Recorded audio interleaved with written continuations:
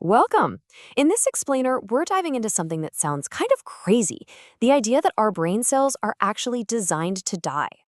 The poet Edgar Allan Poe had this really dramatic view of death as a final piece after the fever called living.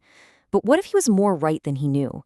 What if, deep down at the cellular level, death isn't just an ending? What if it's a pre-written program?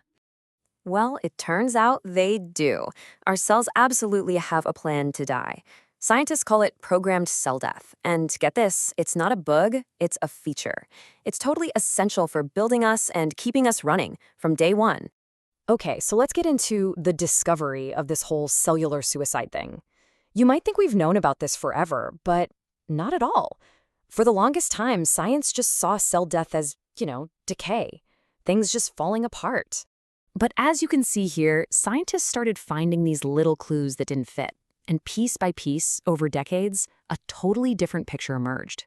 They realized that, for so many of our cells, death isn't some random accident.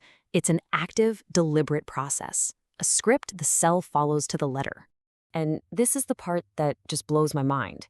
Our bodies, especially something as complex as our brain and nervous system, they need this cellular suicide to work right. It's how we get sculpted into shape. It's literally a part of being alive. All right, so how does a cell actually do this? Let's zoom in on the most well-known of these death programs. It's a process called apoptosis, and it's surprisingly neat and tidy.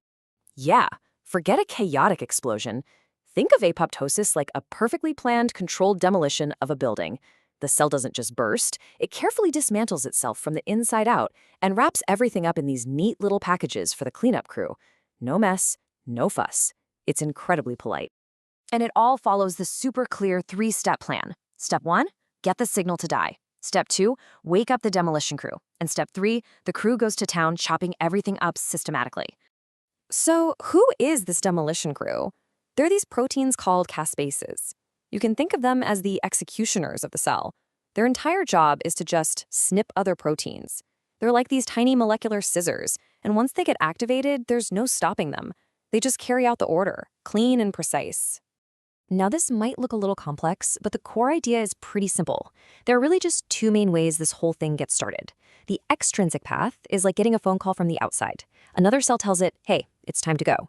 The intrinsic path is an inside job. The cell realizes it's too damaged or stressed and decides on its own. But look, both paths, no matter where they start, end up in the exact same place, activating those caspase executioners. Okay, so apoptosis is the clean, neat way to go. But it's not the only way. Turns out a cell has other self-destruct programs it can run, and some of them are, a lot messier.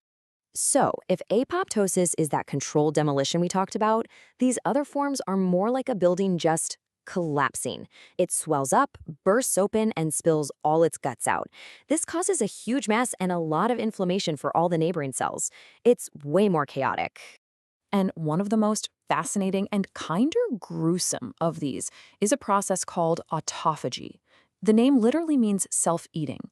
It's what a cell does when it's starving. It starts to digest its own insides to try and survive. It's a last-ditch effort, but if things don't get better, it can literally eat itself into oblivion. And you can really see the difference here. On the left, that's apoptosis. See how it's just neatly budding off into little packages? But then look at the cell on the right. See those giant bubbles inside it? Those are the vacuoles, the little stomach chambers where it's digesting itself. It's pretty wild to see side by side. Okay, so this brings us to a huge question. What happens when these self-destruct programs go wrong? When they get triggered when they shouldn't? Well, in a lot of really terrible brain diseases, it all comes down to a problem that's kind of like bad origami. Right, so proteins are these tiny machines in our cells, but they only work if they're folded into the perfect 3D shape. It's like origami. If you fold it wrong, it's just a crumpled piece of paper. And when proteins misfold, they don't just stop working, they start clumping together, creating this toxic gunk that puts the whole cell in crisis mode. Now, the cell has a quality control department for this, the unfolded protein response. When it sees this mess, it hits the emergency brakes. It tries to slow everything down, fix the bad proteins, and throw out the ones it can't fix. But if the mess just keeps piling up and overwhelming the system, that's when quality control makes a tough call.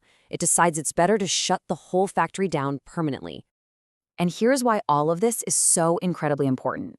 This one problem, this bad protein origami, is the common culprit behind a whole list of diseases you've definitely heard of. Alzheimer's, Parkinson's, Huntington's, they're all linked to this fundamental issue.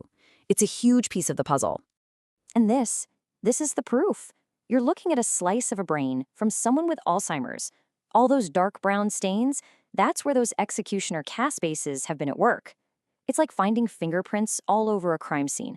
It's the smoking gun, showing us exactly where these death programs have been switched on. So, learning about all these ways a cell can die might seem a little grim, but it's actually incredibly hopeful. Because if we understand the program, maybe, just maybe, we can hack it. It gives us a whole new angle of attack for fighting these diseases. And this is where things get really exciting. Scientists have discovered something that is a total game changer. In studies with animals, they found that you don't necessarily have to clean up the misfolded proteins. If you can just stop the cell from hitting the self-destruct button, you can actually reverse memory loss and prevent damage. It's like you don't have to put out the fire if you can just convince everyone not to pull the fire alarm in the first place. This insight has just blown the doors wide open for new therapies. So now you've got researchers working on all kinds of cool stuff. Things like caspase inhibitors that basically tie the hands of the executioner proteins, or drugs that protect the cell's little power plants, the mitochondria, and even using growth factors that act like a lifeline, sending a powerful stay-alive signal to the brain cells. And all this research leaves us with a really profound question to chew on. Right now, the big goal is just to stop the damage, to halt the destruction. But if we can really get a handle on this, if we can learn to tell a cell when not to die, what's the next step?